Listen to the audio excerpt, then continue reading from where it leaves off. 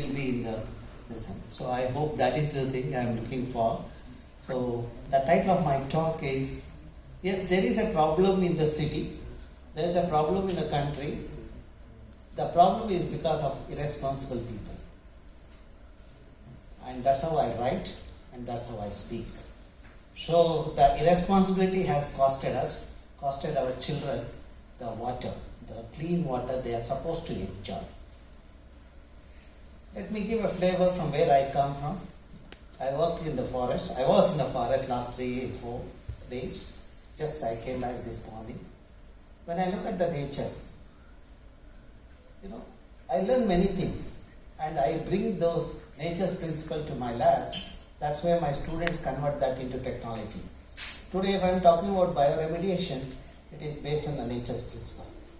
So my policy is not to invent a new way, but learn from Mother Nature and try to optimize that. Okay? So, these are some of the pictures people who are born and brought up in Bengaluru wouldn't have seen. They would have seen people at 30 spending time in Colombo Hospital, Columbia Hospital and such thing. But in my district, the people at 55 or closer to 60 goes under the water, and what they do is they collect a bucket full of bivalves, which fetches them about 250 to 300 rupees a day, which means that money is sufficient to sustain their family. They will extract the natural resources, what is required for their family. That is, they don't think about their great-grandchildren, Swiss bank, etc. Because of that, there is no over-exploitation of the resources happening in that region. But when I look at Bangalore, here you look at a lady who is in the mid-20s, had to struggle to earn 25 rupees a day, and she is exposed to pollutant. So, is this urbanization? Is this a planned intervention? Is this the providing water, clean air to all our people? See, that's where we are doing a mistake. And one thing we do is, when it rains, all of us share the water. So, and if there is a water crisis, yes, I have a solution. We need to reuse the wastewater and we need to catch rain and also, if possible, harvest it at local level. Okay? Now let's see how the city is growing. Of course, when we talk about urbanization, there are two kinds of urbanization. One is a planned and the other one is unplanned. So we have looked at how urbanization is happening in Bangalore. What are the agents of urbanization? And if this current trend continues with these agents, then what is likely to happen in 2020 and 2025 we have looked at. This is the theory behind it. I will not get into the details because all of you had lunch, so I don't want you to sleep off when I am speaking.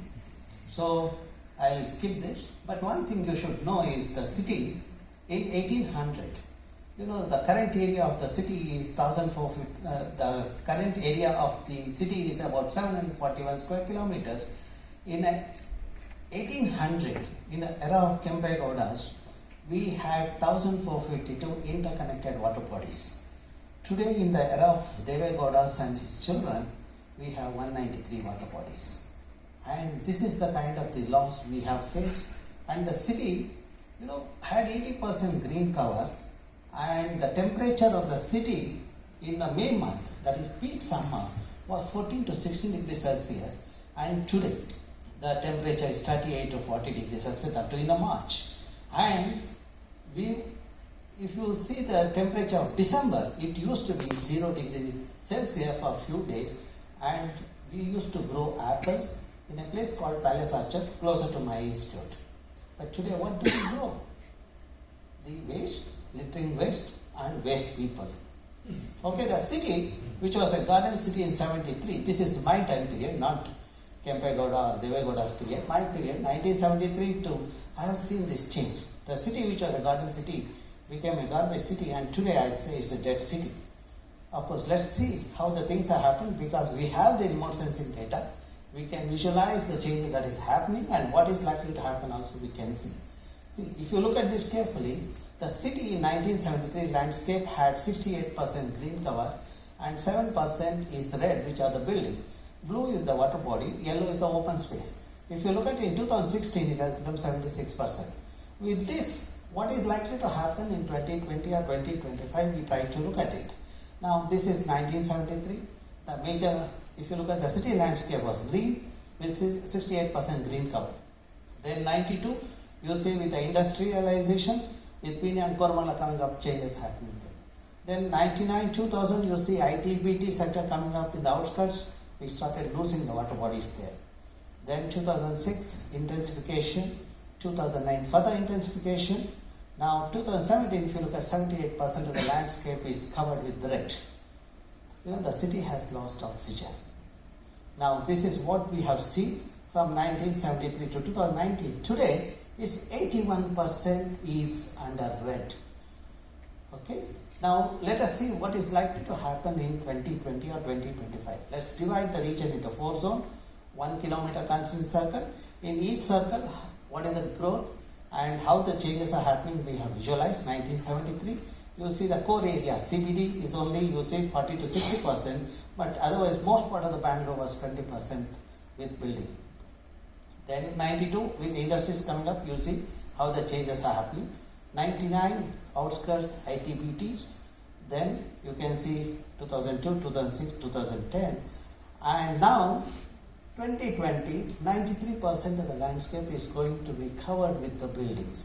And if this continues, the 2025, it is going to be 98.5%. That's where I said enough is enough. Let us decongest Bangalore.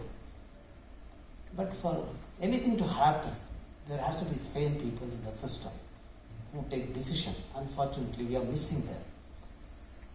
Now, let us see whether the same people will take a wise decision if I give the other solution.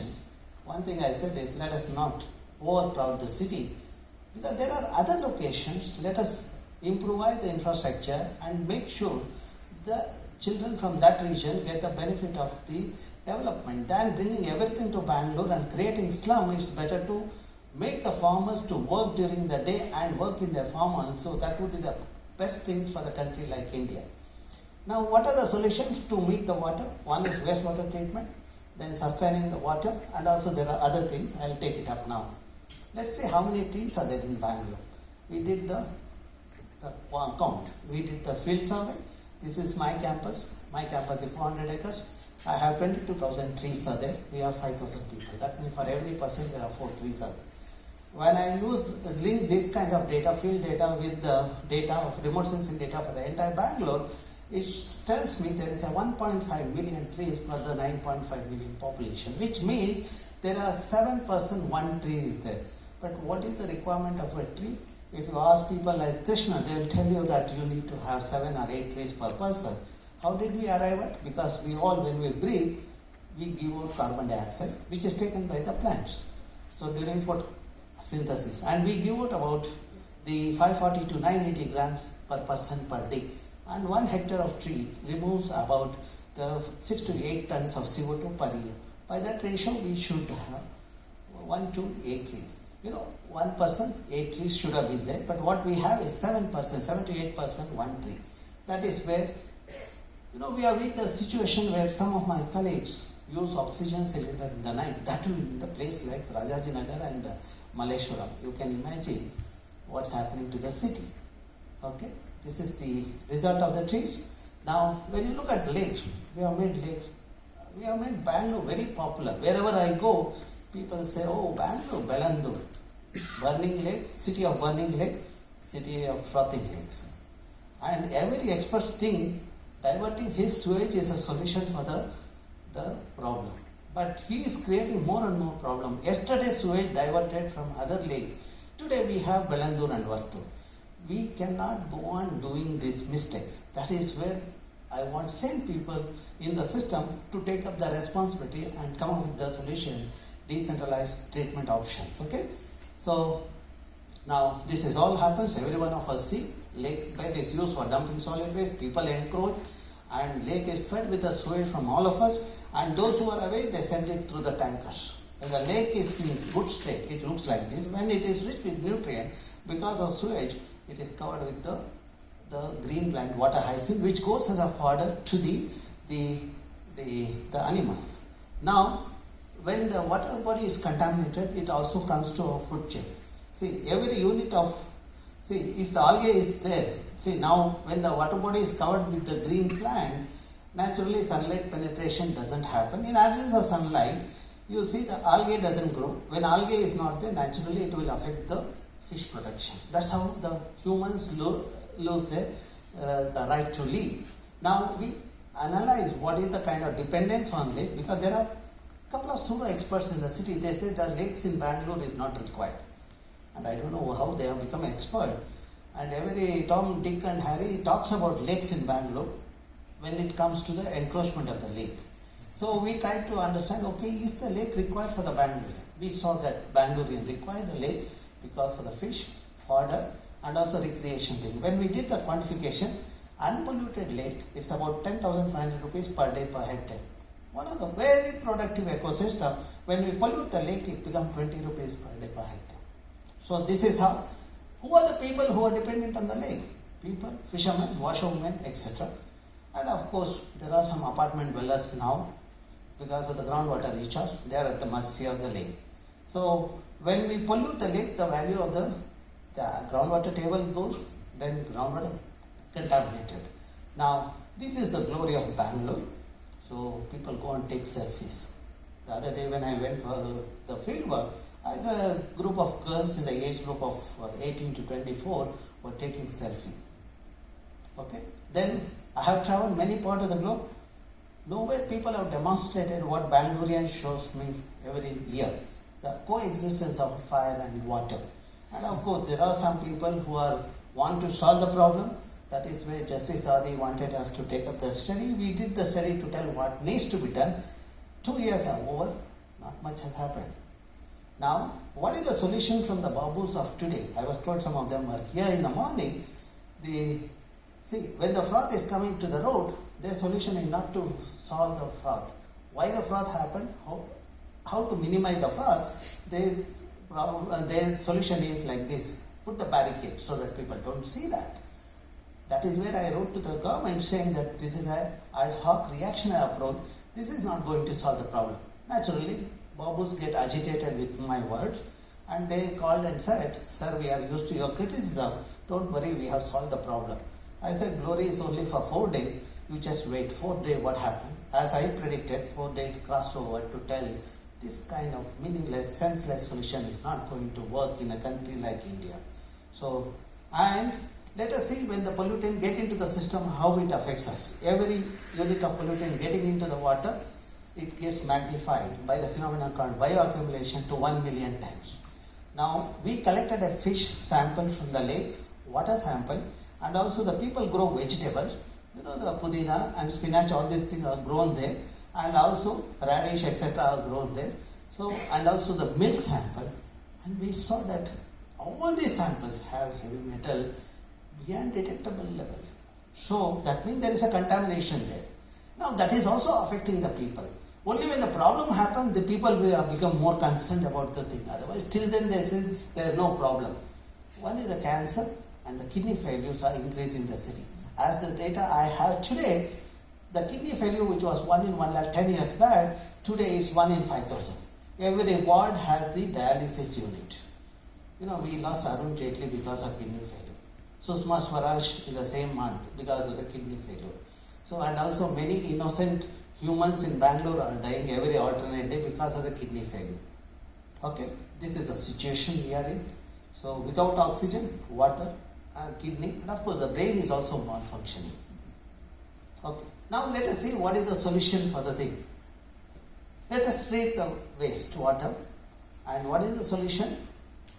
See, this is what I did in 2008 at a place called Jakkur. You know, when we work silently, we don't publicize, and that is where it takes 10 years for the people to understand what we have done. So what I did is, I know that government has planned for a secondary treatment plant. I know that it can remove only chemical ions, it cannot remove the nutrient. Now, removing the nutrient, you have to go for tertiary treatment. Technology was not there at the time. I mean, if it is there also, it is so expensive, and also running cost is high. What did I do is, I just integrated constructed wetland and algal pond. The moment I suggested this, because the the committee consisted of people like Yellappa Reddy, Sidaya and all. I succeeded in implementing. Today the same I am at the other committees. I find it difficult to see these ideas thing. Every fellow says, why we have to do this? We can close the lake, that kind of thing. Now, for the 10 years this model is working. The lake water, there is no contaminants. We analyze the water sample. And if you look at my report of 2005 in this region, the surrounding wells had nitrate level because we had left the sewage into the lake. As the water moved from the surface water to the ground, the oxidization has happened, the nitrate was there. Nitrate is a carcinogen which introduces cancer in the system. Now after this technology, we have monitored this system. There are no nitrate. There are 300 plus borewells. Today, there is no nitrate in the borewell. That means this simple technology, what is this we have done? Is a bed of plant which naturally grows in the marshy area, which has the ability to uptake the nutrient. And there are no industries in that region, so that's why industrial contamination is very minimal. And that is what we are suggesting to do it in the thing. How much cost is this? This will be 1% of the money they want to spend for Linganmakki water to bring it here. This kind of senseless pipe project, they want to have it because, 13,000 crore, 30,000 crore. So I think someone from EWRG must be here. Yes. Okay. Let's stick to the science part. Yeah. No. This is a science part only I am talking about. See, this is where, that is where the social cost also one has to understand. That is also science. We need to keep that in mind. So now this one, if you look at the quantity of the nutrient that is there removed is about 85 to 90% of nutrient is removed. That's how there are no nitrate in the surrounding wells of the Chekku lake. Now we are trying to see that this model is replicated in other parts, other lakes in the city. Today we have 193 water bodies and 198 wards. That means for every ward there is one lake. And we can also do the decentralized treatment of sewage plant so that maybe CSR fund can flow into that. Then we can see that water is also available to the people. Okay. Now the next option, which we should have done long ago, is the rainwater harvesting. Now let us see how much rainwater is available. The city receives 700 to 850 millimeter of rainfall, and when we quantify this water, it amounts to 15 TMC of water. The city requires 18 TMC of water. That means 70% of the water required for the Bengaluru is available in the form of rainwater. Now for that, there are two ways. One is you can have a rooftop harvesting. The individual houses will have the additional benefit of 3 to 4 months of additional water. And another one at community level is through the lake. See, the moment we rejuvenate the lake and re-establish the interconnectivity and make the rainwater to flow into the thing, the surrounding groundwater get recharged with the clean water. There won't be contamination. That's what we should do it. We should not think of contaminating the groundwater and think about a technology to remove the contamination. I would say that this is the best way to handle the water. So that means we get a 15 TMC of water because of the rain. Now, this many lakes are there. We have looked at each of the lake.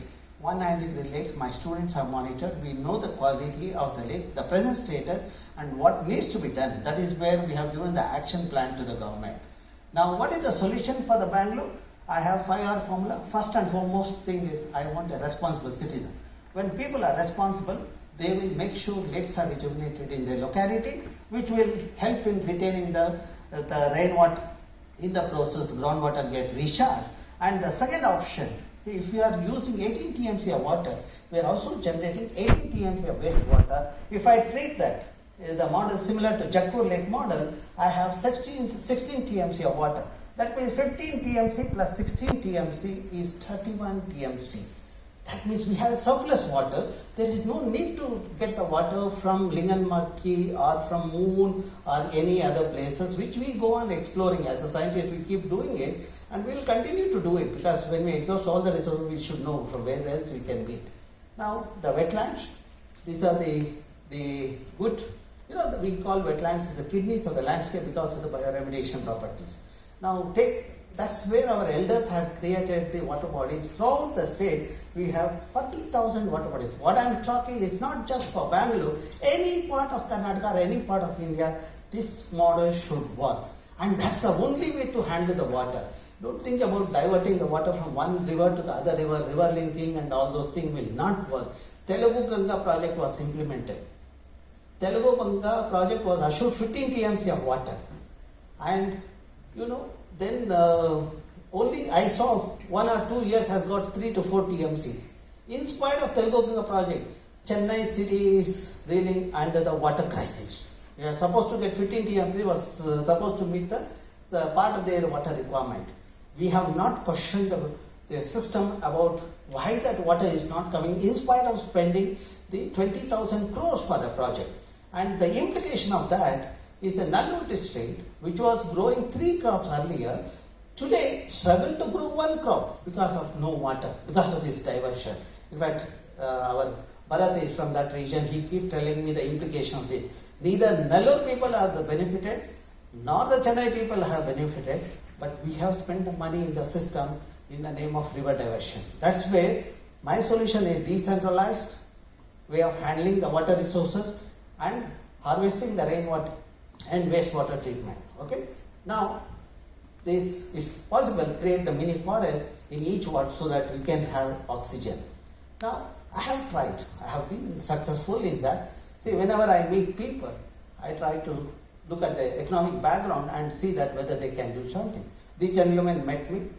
End of my talk, he said, "Sir, I have 12 acres of land. What to do?" I said, "That 12 acres is a gold mine for me.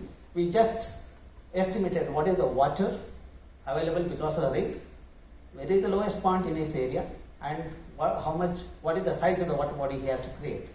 This region, Mudbidre, has undergone the water stress in 2014-15. I met him in the 2016 March or April. And when I gave the proposal in the May month, he just implemented in 15 days.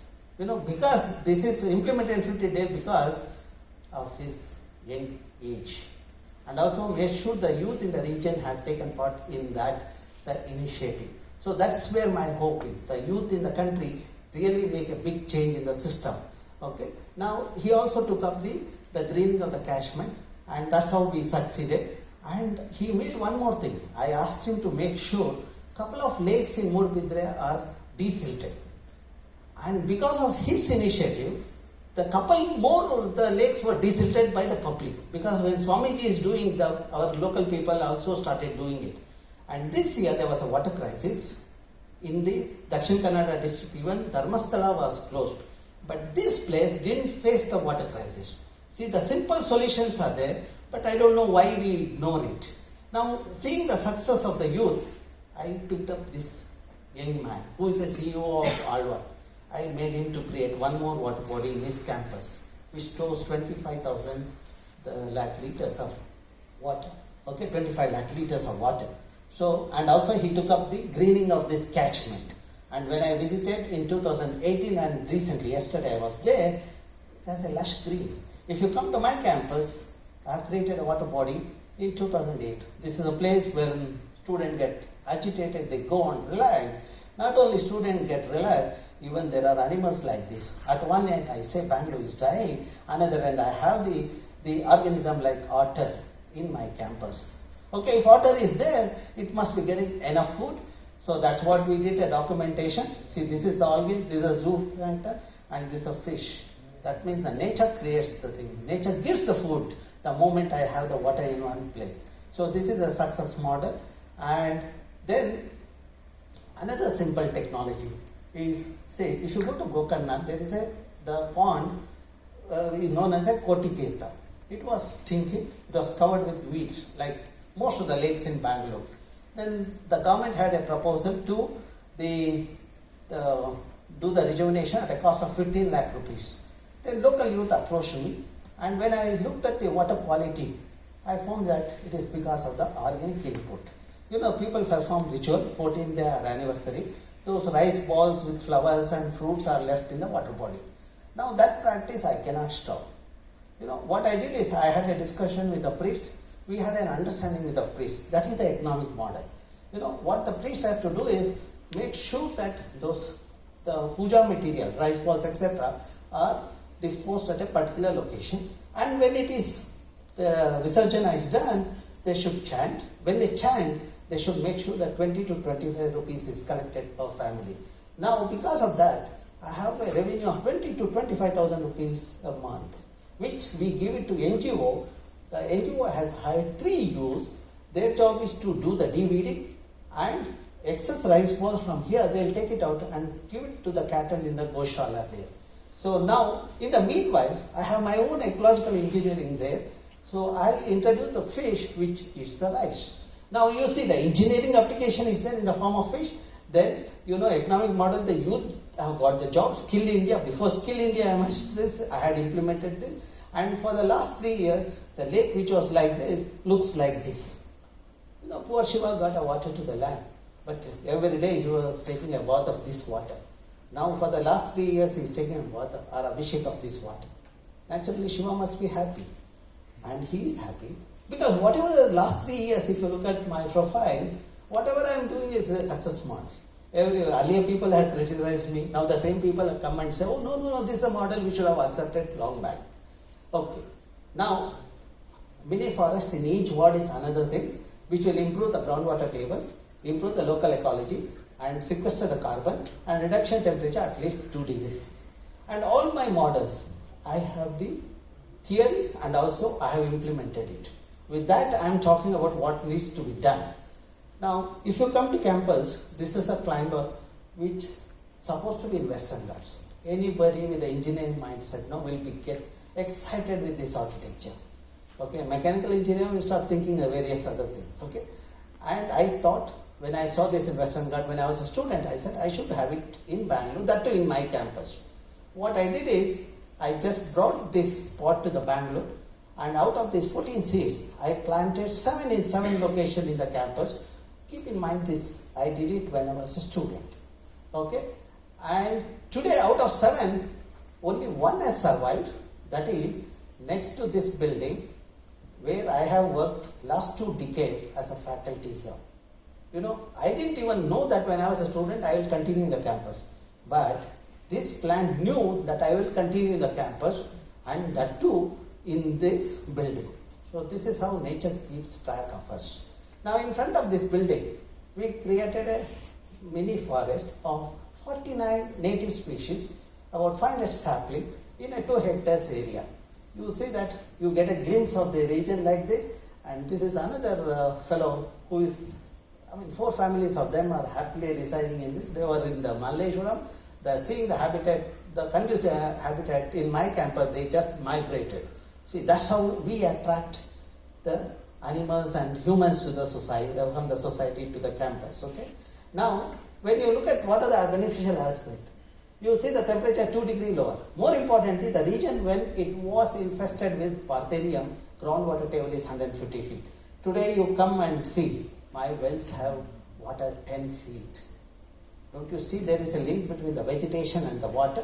And of course is the habitat for the wild animals, etc. Of course, Bangaloreans don't like the wild animals. The moment they see any crawling feature, they will first thing is they want to kill it, irrespective of whether it's a rat snake or the otherwise. Okay. Now, the last one. So now you understood, having mini forest in each ward, we will also enhance the recreation, the services in the ward. That's what is required, so the children can play and elders can relax. So the last component is sensitizing the youth. That's what we are doing. I have a network of 40 institutions in Bangalore and various parts of Karnataka, and also we organize a symposium popularly known as Lake Symposium. This I started in 98. Every even year we do it, and the uniqueness of this event is the school children also participate along with the international and national. For the children to participate and present a paper, we also train the kids. We conduct the orientation program, etc. Then also we have the program for the working professional, working in industries and defense establishment and university, etc. These are the 2 courses I've been offering. The 17th batch I have announced now, which will start in the first week of September. Now, this is a glimpse of the symposium we conducted. In fact, Dr. Krishna is here. He's carrying a bag. He was telling me, this I gave it in late 2010. So which we collect? 2000, 10 years earlier. 10 years earlier, 2008, 2000, okay. So that means you can see that because I keep organizing the event, and so now all the details are available. How the children do the experiment? See, if the lake is there, if the school is close by, the children do the catchment mapping and also they do the water quality analysis. My students train them. This is the froth of 2000. Today's froth you saw. If you walk through, you will have free wash. If you take your vehicle, you will have free wash of vehicle. So take the difference in height of these two froth. That is directly proportional to the level of corruption and level of inefficiency in our system. And the children are trained here. The children go to the lake, they collect the sample, they come to our lab. My lab is open to public as well as the school student. For the last 22 years, they have been using my lab. And of course, we do the science also. So then the children who are in the rural area, they do the neighborhood mapping. That is where they get the knowledge. In one village, when we did this kind of thing, remarkable data we get, and also we'll understand the kind of the heritage we have inherited from the. So in one village, I found 12 varieties of brinjal. One variety is good for fragrance, another one for size, third one is if I hybridize it, I get a better product. So my students can do this kind of science than waiting for multinational company to bring BT brinjal, and we have to be the slaves of that multinational company forever. Whereas when the children understand this potential, they will never leave their village. So I am also addressing the migration problem. Okay, this is how we train the children, and this is a glimpse of the working professionals. On average 40 to 50 we train every year, and this is the last year, and now the current batch is announced. Now when you look at the country, we have huge youth power, and also our landscape is rich in solar. In fact, the work which I did it in 2009 with the help of two youngsters, today is a popular work. The entire country has adopted the solar program. When we wrote that, it was a simple publication from IISc, and we are now working on oil from the algae. Now when I conserve the water body, I'll also get algae. And if I harvest all these three, I will see the country develop. That is what the development means. That is what we should move forward. Harvest the resources, whether it's a human or the natural, that is in the form of this. I'm talking about only energy sector. And this is what we publish. Those who want to know more about this thing, you can go to this website. These are the archives where all my publication is there. This is the website where my group publications are available. So if you click on this, okay, it looks like this. You will see all the link details, and you can go to the research paper section wherein all my publication, including I talk now, the TED talk is also available. What I presented just now was a TED talk. Okay, so these are the publications available, and thank you very much, and thank you for listening. I hope I talk mainly the science. Am I right? Thank you very much. Thank you, sir.